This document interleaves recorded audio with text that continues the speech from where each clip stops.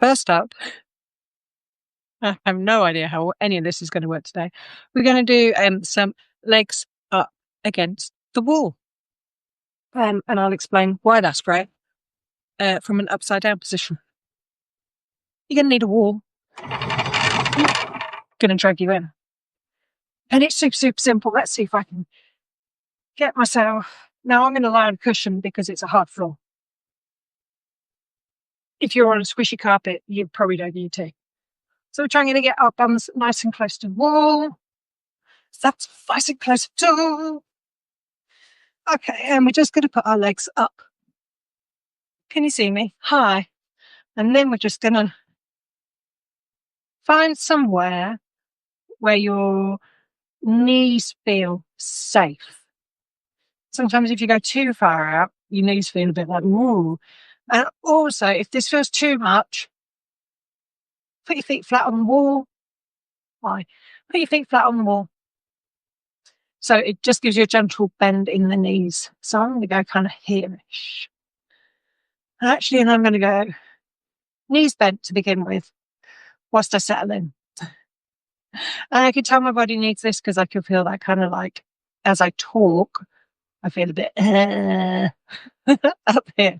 So I'm listening to my body's cues. So just take a moment to listen to how your body feels in this position and check in with the rest of your body. Shoulders, hips, spine. Do you feel supported enough? Do you need another little cushion behind your head? When you come out of this position, it's always good to go get a glass of water and just like flush all of that through. Now, I was saying about how this is a really great evening exercise, but actually it feels awesome any time of the day. And I really do feel like I'm exactly where I need to be right now. So one of the reasons why this is such... Hi.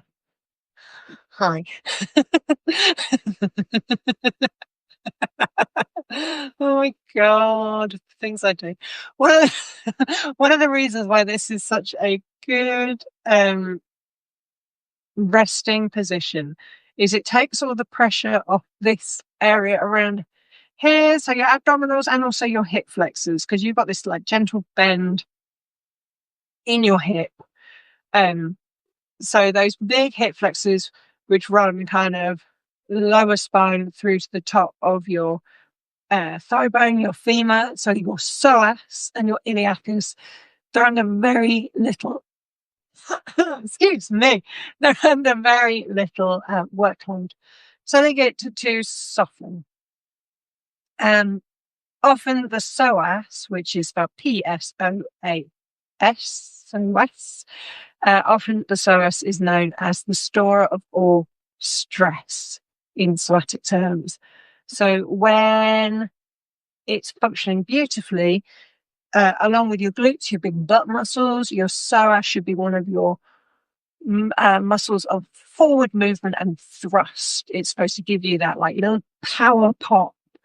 It's supposed to keep you moving forward, give you momentum. It raises the legs so you can step and run and all of that good stuff.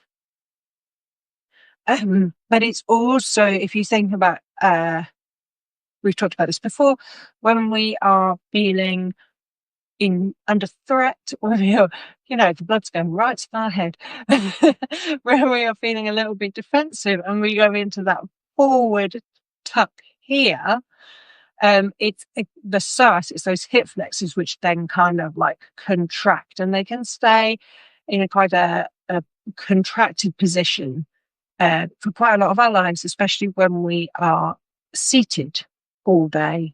So just the very act of keeping you sat at your desk is working your psoas really hard, your psoas, because there's two of them. So resting positions like this feel really good for the body. You may find that, like I put a cushion on the floor because I'm on a hard floor. You may find that having that cushion underneath you as well just supports your low back, because when your psoas is tight, it can kind of pull your low back in a janky kind of position. All right, so as I settle in, I'm going to take my feet off being flat on the wall and I'm just going to rest my heels. So that feels kind of weird on my knees. Your knees can feel a bit spacey. You know what I mean? If you are someone who subluxes or hyperextends your knee, so you pop all the way back, again, you might find you want to do this. I actually feel a little hyperextended today, so maybe I will stay like this. Okay. But it's a good resting position. So when we think about how our bodily discomfort keeps us awake at night, sometimes it's about racing thoughts, but sometimes it's also about just not being able to shift into a position that feels comfortable, which is why early evening uh, bedtime routines, for want of a better word, can be such a good idea because you are stretching out those muscle groups that keep you awake. So anything where you're working the hip flexors, the hamstrings, the calf muscles, the ankles can really help as you sleep. You might also find that popping a cushion between your knees if you're a side sleeper is a useful thing. Hmm.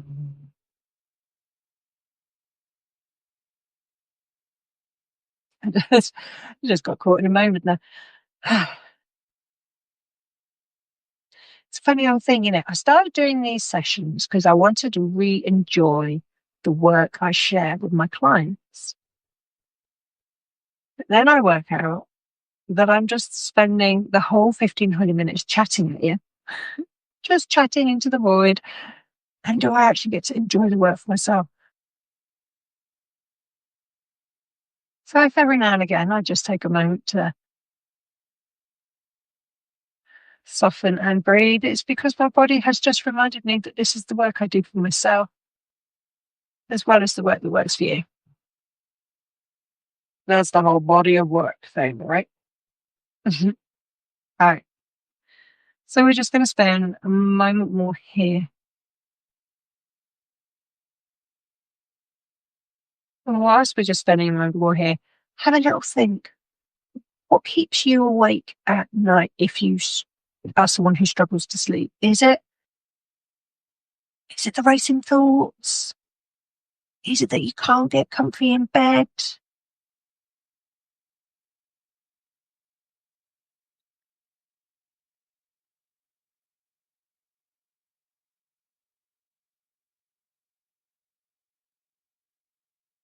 I know it's an irony because here we are at 8:30 in the morning. Um, I always used to stretch in the morning first thing, and I would put that ahead of any other work I had to do. And what I found was that the morning time is my most creative time. And I was spending this time stretching. And I had that little kind of almost rankling resentment that I would rather be sitting and journaling or writing or creating in some way. And actually, when it came down to it, my sleep was no better for stretching in the morning. But when I shifted myself to an evening stretching routine, and I use the word routine in the loosest sense of the word. But when I started stretching in the evening, I found that actually my sleep was so much improved. But when I woke up in the morning, I did feel rested. I did feel full of energy. And it's that difference between me wanting to tick off all the jobs in the morning, get it done so I can sit on the sofa and veg all evening, and using my time in a way that actually feels really joyful and fun, and then enjoying spending half an hour rolling around on the floor, still watching TV maybe sometimes. Like I'm still like hanging out with the family, but I also just feel, stretching myself out. And then I sleep so much better. Right. So we're going to come down off here. So, oh, there's a good knee crack. We're just going to walk our feet down. And this is the bit where I go, oh, going to roll on over. Hello. Okay, here we are.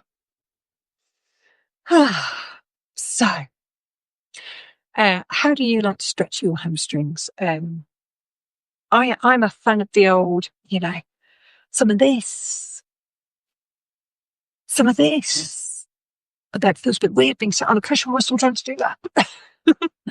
um, I quite often use a TheraBand, one of those big long stretchy bands, or I will use a belt or like an elastic what called resistance band. And I do enjoy kind of getting in there, getting into the hamstrings. One other thing you might want to try, no, it's not going to let me do it with socks, is if you, and I'm too lazy to take my socks off, if you weave your fingers, nah, it's not happening, weave your fingers between your toes and also just doing a little bit of this gives you a little bit of um, ankle maneuverability. Okay. Well, but the other one that I wanted to show you today, and I think we've done this before, but it is an excellent one. So we're going to position ourselves. I might just move you back. Position ourselves so that we are opening up the hips. I'm going to get you, as usual, just to check in with yourself if this is something that you feel comfortable doing, if it's something that your doctor wouldn't pull faces at you for doing.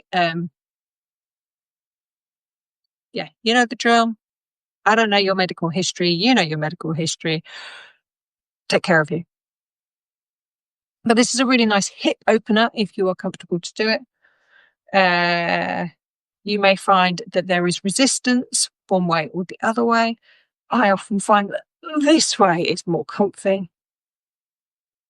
And we're just going to take a moment to soften. So what you're thinking about is, does your butt feel as though both cheeks are sitting on the floor? No. I think it's pretty standard that the leg which is scissoring backwards feels like it's lifting off the ground. And you feel like you're putting more weight through your right leg.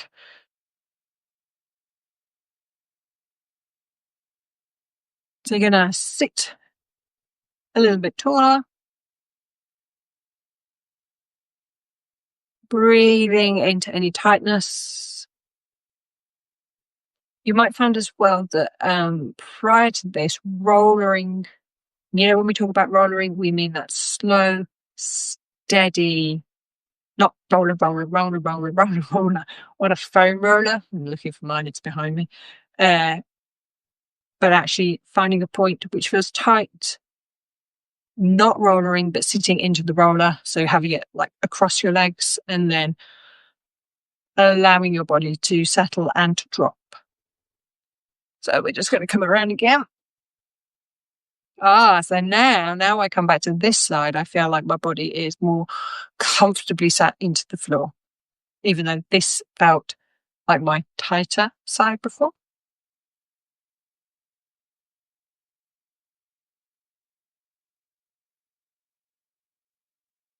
Mm-hmm. Then your breath drop into your belly.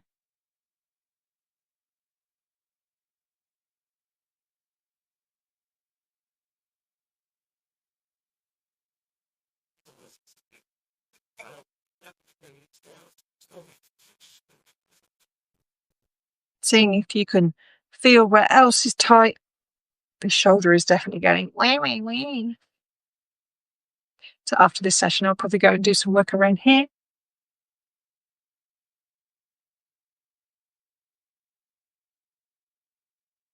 Just watching the gentle drizzle out of the window.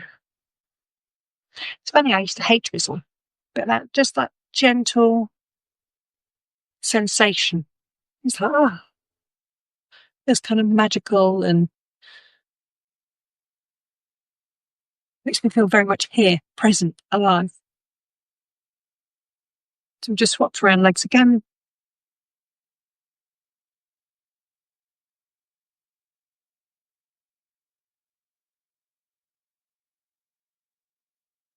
So that whole thing of preparing for a better night's sleep.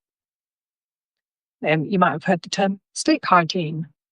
So, like cleaning up behaviours and actions before you go to bed to ensure that you get the best rest possible. And that might be not using your screen before you go to bed. It might be focusing on your gratitudes.